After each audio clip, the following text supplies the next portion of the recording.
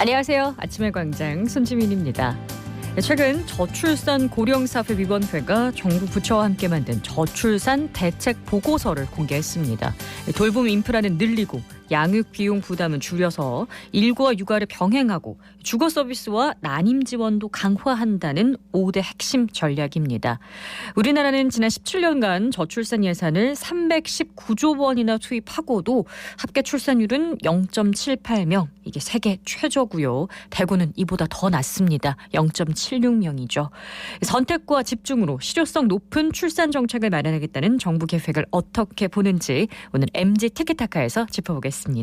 4월 7일 금요일입니다. 아침의 광장 먼저 이 시각 교통 상황과 날씨 전해드립니다. 윤가영 리포터. 네, 먼저 고속도로입니다. 중앙고속도로 춘천 방향으로 다부터널 일대로 교통량 증가로 인해서 1km 정도 정체를 보이고요. 중부내륙고속도로는 양방향으로 성서 나들목 구간 차간거리 당겨지고 있습니다. 이어서 시내도로입니다. 신천대로 서대구 나들목 방향으로는 수성교 지하차도 나오면서부터 답답합니다. 침산교까지도 가다서다를 반복하고 있고요. 칠곡 중앙대로 팔달 고가차도에서 팔달교 방향으로도 지체되는 모습입니다. 달구발대로 만촌내거리에서 범어내거리 방향으로도 정체 보이고요. 동북로 쪽으로는 복현호거리에서 연암내거리 방향으로 지체되고 있습니다. 마지막으로 날씨입니다. 금요일 아침 출근길이 쌀쌀합니다. 어제보다 3도 정도 낮은 기온으로 출발하고 있고요. 대기도 탁한데요. 미세먼지 농도가 나쁨, 초미세먼지 농도는 매우 나쁨을 나타내고 있습니다. 마스크를 착용하시는 것이 좋겠습니다. 현재 대구의 기온은 9.1도, 습도는 66%입니다. 지금까지 윤가영이었습니다.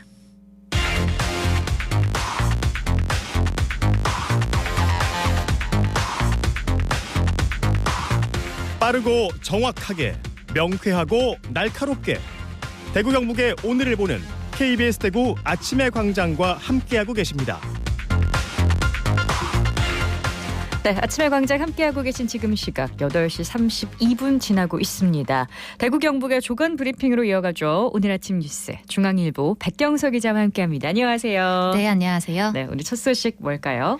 네, 대구 지역 지방의회 중 의원 겸직 신고 내용을 모두 공개한 곳은 단 2곳이라는 조사 결과가 나왔습니다. 대구 경실련이 어제 발표한 겸직 신고 실태 분석 결과에 따르면요. 대구시 의회와 북구의회만 의원들의 겸직 여부와 겸직을 하면서 받은 보수액을 공개하고 있었는데요. 나머지 6개국은 보수 수령액이 빠진 일부만 공개했고 특히 동구의회는 아예 미공개한 것으로 파악됐습니다. 네, 의원들은 겸직을 하면 겸직 신고를 하게 돼 있죠. 네, 맞습니다. 지방자치법상 지방의회 의장은 의원들의 겸직 신고 내용을 연 1회 이상 지방의회 인터넷 홈페이지에 게시하거나 공개해야 합니다. 겸직을 하는 의원들이 의정활동을 하면서 생길 수 있는 이해충돌을 방지하고 청렴하고 투명한 업무를 촉구하는 의미에서 공개하는 건데요. 네. 예를 들어 임대업을 하는 의원은 의정활동 중 보유하고 있는 부동산의 가치를 높이려는 욕구에 끊임없이 노출될 수밖에 없다는 지적이 있습니다. 네, 그럼 대구시와 구군의회 겸직 실태를 한번 살펴보죠. 네, 시의회 의원 32명 중 17명이 겸직 신고를 했는데요. 이 중 보수를 받는 11명의 평균 연 겸직 수입은 6,693만 원이었습니다. 지역 8개 구군의회는 의원 121명 중 81명이 겸직 신고를 했고요. 네. 보수를 받는 54명의 평균 연 겸직 수입은 5,061만 원이었습니다. 지방의회 의원들 겸직 신고는 사실상 자진 신고인데요. 신고 내용에 대한 검증도 이뤄지기가 어렵습니다. 대구 경실련은 이번 자료를 공개하면서 주민이 의원 겸직의 적절성 여부 판단을 할 수 있도록 모두 투명하게 공개돼야 한다고 주장했습니다. 네, 공정성에 위배가 되게선 안 되죠. 다음 소식 보겠습니다. 네, 최근 한우 가격이 하락하고 사료값은 상승하면서 한우 사육 농가들이 어려움을 겪고 있는데요. 경북도가 사육 농가의 경영 안정을 위해 다양한 방안을 내놨습니다. 경북도에 따르면 도내에서 19,000 농가가 전국 한우의 22%인 78만 마리를 사육 중인데요. 네. 우선 농가 부담을 줄이기 위해 올해 한우 사료 구매 자금 1,018억 원을 저리로 융자합니다. 이와 함께 고향사랑 기부제 답례품에 도내 20개 시군 한우를 포함하는 등 소비 촉진에도 나서고 있습니다. 네, 이자 부담도 줄여주고 소비 촉진도 나서고 있는데 한우 가격이 얼마나 하락했길래 이럴까요? 6에서 7개월 수송아지의 가격은 올해 3월 기준으로 2021년보다 30% 내렸고요. 600kg 기준 큰 소의 경우에는 20% 하락한 것으로 집계됐습니다. 전국 소사육 숫자는 지난해 말 기준 353만 마리로 역대 최대치를 기록했지만 경기 침체로 소비는 감소하면서 이렇게 가격이 크게 떨어졌습니다. 네, 우리 지역이 한우를 많이 키우고 있기 때문에 더 걱정이 되는 부분입니다. 다음 소식 볼게요. 네, 대구시가 교통사고를 줄이는 특별 대책의 일환으로 이륜차 불법 운행 단속에 나섭니다. 오는 10일부터 21일까지 시내 주요 도로에서 각 구군과 대구경찰청 등이 합동으로 집중 단속을 실시한다고 합니다. 주요 단속 대상은 불법 튜닝을 했거나 등화장치를 임의로 설치하는 등 안전기준을 위반한 경우, 또 사용신고를 하지 않고 운행했을 경우, 번호판을 부착하지 않거나 번호판이 훼손된 이륜 자동차입니다. 네. 불법 튜닝의 경우에는 1년 이하의 징역 또는 1,000만 원 이하의 벌금을 받고요. 안전기준 위반은 100만 원 이하의 과태료 처분과 원상복구 명령, 번호판 훼손이나 가림은 300만 원 이하의 과태료, 사용신고를 하지 않은 경우나 번호판을 부착하지 않았을 때는 100만 원 이하의 과태료를 부과합니다. 네, 마지막 소식 듣겠습니다. 네, 수성못의 주인인 한국농어촌공사가 대구시와 수성구가 수성못 주변 땅 일부를 무단으로 사용해 왔다면서 그동안의 사용료를 달라고 소송을 냈는데요. 네. 1심에 이어 2심 법원도 공사 측에 손을 들어줬습니다.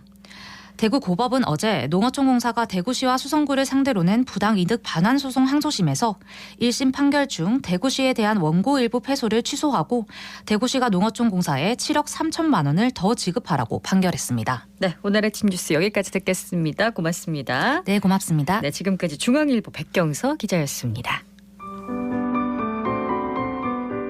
노래 강사 일을 하고 있는 현정화라고 합니다. 노래 강사로 일한 지 20년이 좀 넘었습니다. 하게 된 첫 계기는 제가 대학가요제 출신이거든요. 그 노래에 대한 약간 미련이 있었던 것 같아요. 근데 주부로서 노래를 할 수 있는 제일 좋은 방법이 뭘까 고민하다가 노래 강사를 선택하게 되었습니다. 코로나 전과 코로나 이후의 가장 큰 차이는 일단은 듣는 귀가 너무나 많이 발달해 계시고 이젠 영상을 보고 노래 부르는데도 굉장히 익숙해졌고 트롯 경연 프로그램 덕분인지 옛날 노래도 다시 왜 리메이크 되듯이 다시 불려지는 그런 노래들을 좋아하세요. 그냥 많이 불려질 수 있는 노래면 다 좋아하신다. 뭐 이런 생각을 좀 하게 되었습니다. 노래교실을 진행하다 보면 처음 오시는 분과 오래 하신 분은 확연히 차이가 납니다. 저가 구분할 수 있는 방법은 입모양이에요. 그러니까 따라 부르시는 정도가 차이가 나요. 또 중요한 건 표정에서 차이가 나세요.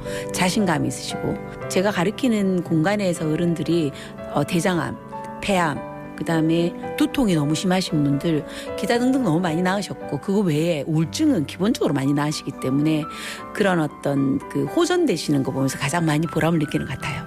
노래를 부르면 신체의 기능도 좋아질 뿐만 아니라 일단 기분도 많이 좋아지잖아요. 열심히 노래 부르셔서 건강해지시고 또 정신적으로도 막 풍요해지시는 그런 경험을 하셨으면 좋겠습니다. 노래는 명약입니다.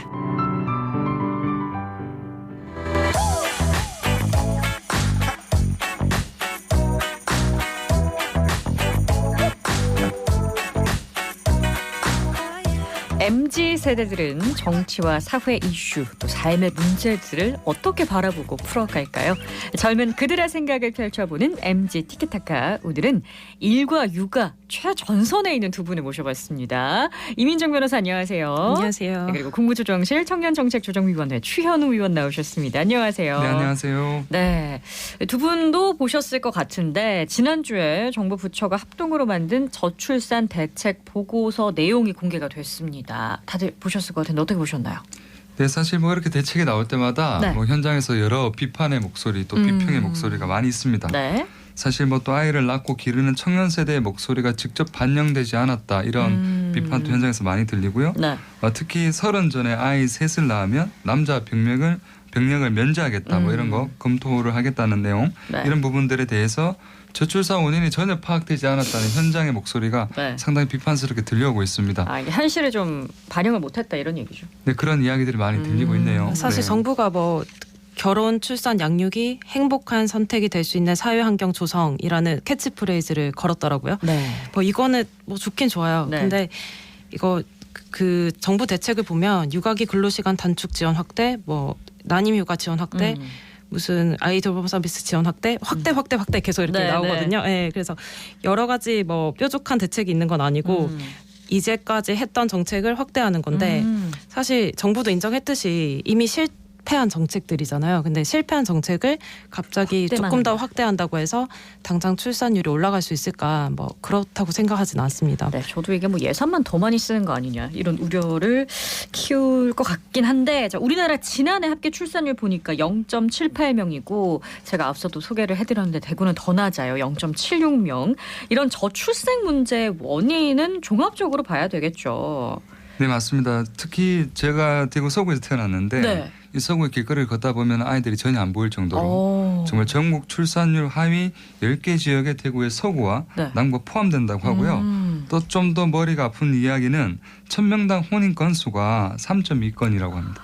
전국 최하위. 1000명 중에 네. 3.2건이요? 네, 그러니까 결혼을 전혀 이렇게 네. 하지 않는 건데 지금 세계 주요 국가 중에 결혼을 원하는 남녀 비율 차이를 이렇게 조사한 통계 자료를 네. 보면 2018년도 자료긴 합니다만은 그 유독 남성과 여성의 동의율이 우리나라가 큰 차이가 지금 보이거든요. 아, 결혼을 하고 네. 싶은 사람과 안 하고 싶은 네. 성별 차이가 크다는 거죠. 무려 남성은 61%인데 여성은 29% 정도라는 거죠. 하고 싶은 남성은 61%고 네. 하고 싶은 여성은 29%예요. 예, 남성들은 결혼하고 싶어 하는데 여성들은 결혼하기 싫다는 거죠. 아. 이 부분이 좀 사회적으로 심리적으로 여성분들이 부담이 좀 느껴진다.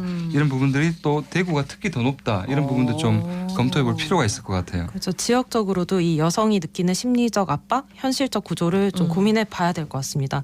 지난해 대구 출생아 수가 11,100명인데 네. 전년 대비 4.9% 줄었고 아마 올해도 계속 그럴 것 같거든요. 계속 이게- 가파르게 줄어들 거라는 얘기죠. 네네. 여아 100명당 남아수인 출생 성비가 있는데 네. 대구가 108.4명을 기록해서 전국에서 이게 가장 또 높았습니다. 그러니까 여성이 출산과 육아를 하면 노동시장에서 낙오될 것이다라는 불안이 매우 큰데 네. 이게 전혀 해결이 안 되고 있는 것 같아요. 여성이 양육을 뭐 1차 책임자다. 1차로 이제 책임을 진다는 전제로 이것도 해줄게, 뭐 저것도 해줄게 하는 식의 해법이 도움이 안 된다고 봅니다. 뭐 출산휴가, 육아휴직, 근로시간 단축 이런 걸 다 할 수는 있죠. 네. 할 수는 있지만 이걸 하면 승진에서 밀리고 고과 점수도 낮게 받아서 직장 내에서 성공을 이렇게 바라는 사람이면 네. 쓰는 것이 좀 어려울 것 같아요. 아. 뭐 당연히 네. 뭐 남자도 육아휴직을 하는 것이 당연할 뿐만 아니라 약간 의무화되는 거 그런 지역 기업들의 문화가 정착이 돼야 좀 해결이 되지 않을까 싶습니다. 그렇습니다. 이 여성이 양육의 1차 책임자라는 시각 자체가 좀 바뀌어야 한다 이렇게 생각이 드는데요. 이 정부 정책을 보니까 결혼이나 출생률 하락하는 이유가 경제적인 부분이 많다 이렇게 종합적으로 의견을 내린 것 같더라고요. 이건 어떻게 보세요? 근데 뭐 경제적 상황이 네. 여유롭지 않다라는 이유만으로 저출산 문제가 이어졌다라고 저는 보지는 않아요. 네. 그러면 경제적 상황이 좋으면 당연히 아이를 낳을 수 있냐? 이건 더 말이 안 되잖아요. 거꾸로 생각하면. 네. 물론 저도 뭐 임신하고 뭐 임산부 상태일 때 행복카드 이런 거 줘서 뭐 병원 진료비도 지원을 받았었고 지금도 양육수당을 현재까지도 받고 있는데 네.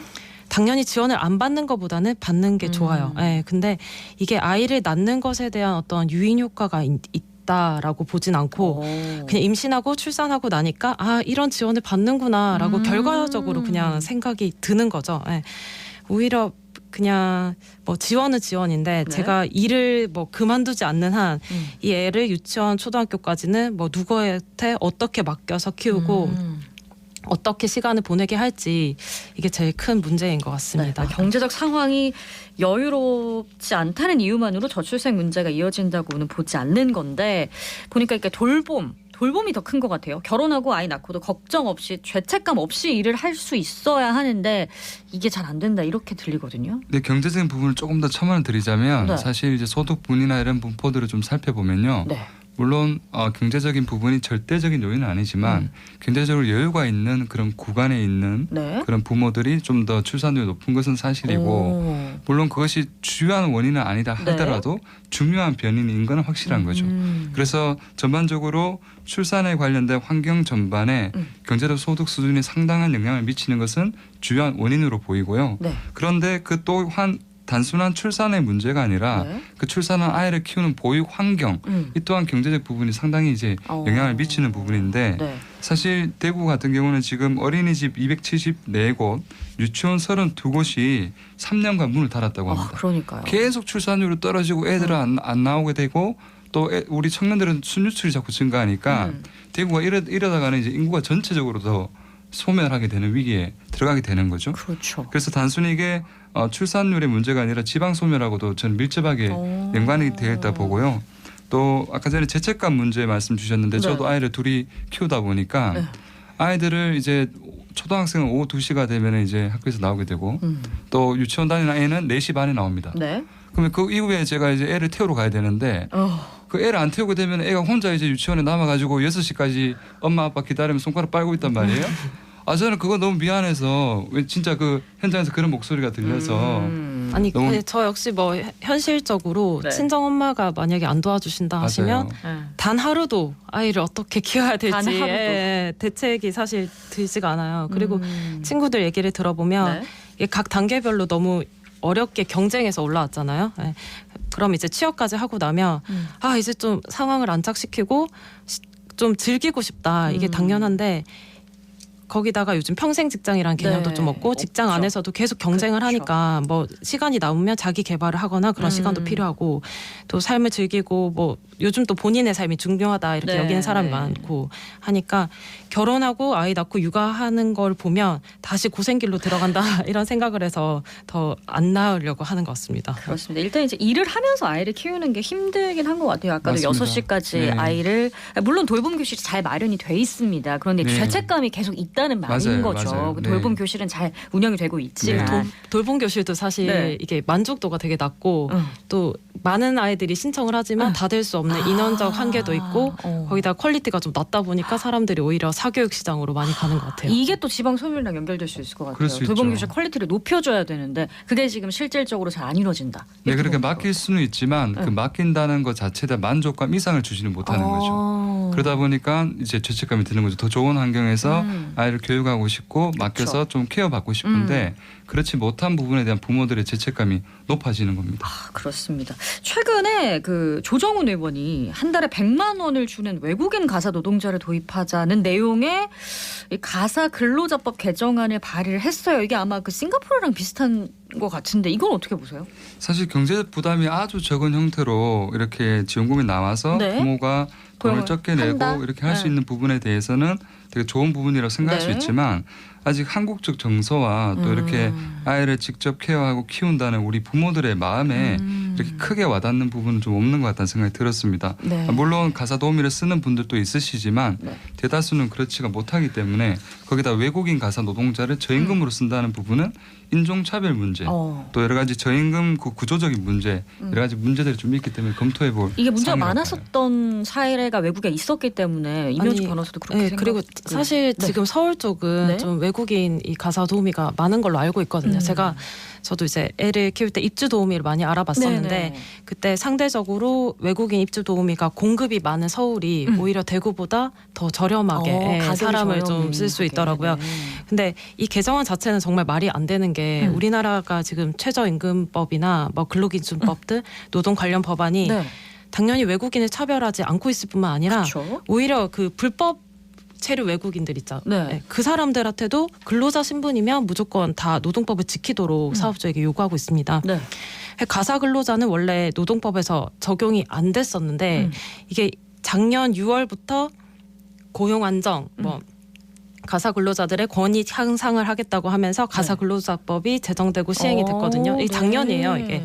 근데 뭐 이 법 자체도 정말 문제가 많다고 보는데 이거는 뭐 변론으로 하고라도 네. 갑자기 외국인 가사 노동자를 저가로 이렇게 도입하자라고 하는 건 기존에 새롭게 시행되는 이 법의 취지를 완전히 거꾸로 가는 거죠. 그리고 네. 지금 우리나라 법조계 흐르는 현실 그 추세와도 굉장히 상반되는. 그렇죠. 완전히 이 가사 근로자법이 나올 때도 네. 엄청 반발이 심했었는데 그렇죠.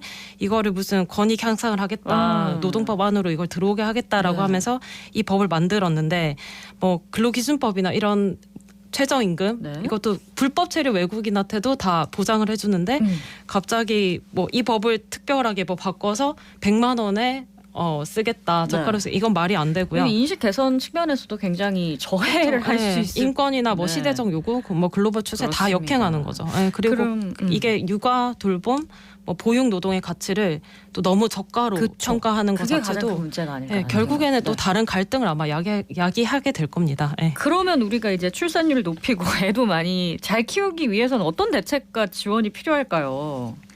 뭐 아까 네. 위원님 얘기하신 것처럼 이게 뭐 애가 8시에서 9시 사이에 가서 네. 2시 전에 저학년은 다 마치거든요. 그쵸? 예. 그럼 당연히 일을 하는 사람이 육아를 모두 감당하는 것은 불가능한 상황입니다. 예. 네. 그래서 또 제가 볼 때는 이게 요양보호사나 이런 분들은 가족이 돌봄을 해도 예, 뭔가 또 지원책이 있잖아요. 네. 근데 저처럼 매일마다 엄마가 오시지만 그 아무런 지원이 없단 말이에요. 그러니까 그런 거에 대해서 일정 교육을 이수를 하면 가족 중에 하시는 분이 뭐 지원을 받는 가족에게 그런 이렇게 네, 지원금을 주는 거 괜찮은 그런 방법이네요. 방법도 괜찮은 것 같고 그럼 눈치가 좀 덜 보일 것 같고요. 그쵸. 이게 뭐 정책별로 또 좀 이렇게 지원할 수 있는 부분은 없을까요? 네, 사실 뭐 여러 가지 세제 혜택이라든가 또 주거 복지 혜택도 들어갈 수 있겠죠. 네. 그렇지만 지역별로 또 청년의 생애 주기별로 특성이 다르다 보니까 네. 이렇게 세세하게 좀 현장의 목소리를 들어서 네. 반영할 필요가 있을 것 같습니다. 그렇습니다. 저희가 오늘 이 출산율이 낮아지고 아이 키우기 힘든 현실에 관해서 얘기를 해봤는데요. 아마 오늘 시간으로 좀 부족하지 않을까 싶어요. 다음 시간에 한 번 더 얘기를 나눌 수 있는 시간 가졌으면 좋겠습니다. MG 티켓타카 이민정 변호사 그리고 추현호 위원과 함께했습니다. 고맙습니다. 감사합니다. 네, 고맙습니다.